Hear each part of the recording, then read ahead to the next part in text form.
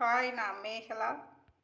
நம்ம வீட்டில் இல்லை நம்ம தொழில் செய்கிற இடத்துல எதிர்பாராத பல பிரச்சனைகள் வரலாம். கண் திருஷ்டி வரும், தொழிலில் முடக்கம் ஏற்படும், பணத்தட்டுப்பாடு ஏற்படும். இந்த மாதிரி பல பிரச்சனைகள் இருக்கும். பண விஷயத்துலையும் சரி, குழந்தைங்களோட படிப்புலையும் மந்தமாக இருக்கும்.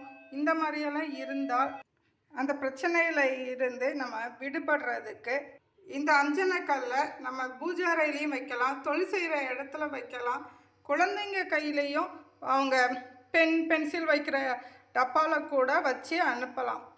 எப்போதுமே அவங்களுக்கு பாதுகாப்பாக இருக்கும்.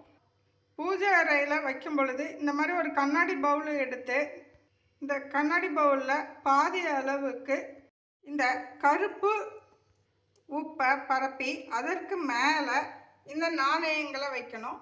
நம்மக்கிட்ட இருக்கிற நாணயங்கள் 1 ரூபா நாணயம், 2 ரூபா நாணயம், 5 ரூபா நாணயம், எந்த நாணயம் இருக்கோ அந்த நாணயம் நம்ம வச்சுட்டு அதற்கு மேலே இந்த அஞ்சனக்கல்லை வைக்கணும். இந்த அஞ்சனக்கல்லை வச்சு பூஜை அறையில் இந்த பவுலை அப்படியே வச்சிடணும். வச்சுட்டு நம்ம டெய்லி நம்ம சாமி கும்பிடும் பொழுது இந்த அஞ்சனக்கல்லுக்கும் தூப தீபம் காட்டணும். அப்படி செஞ்சால் நம்ம வீட்டில் இருக்கிற எல்லா பிரச்சனைகளுமே படிப்படியாக குறையும்.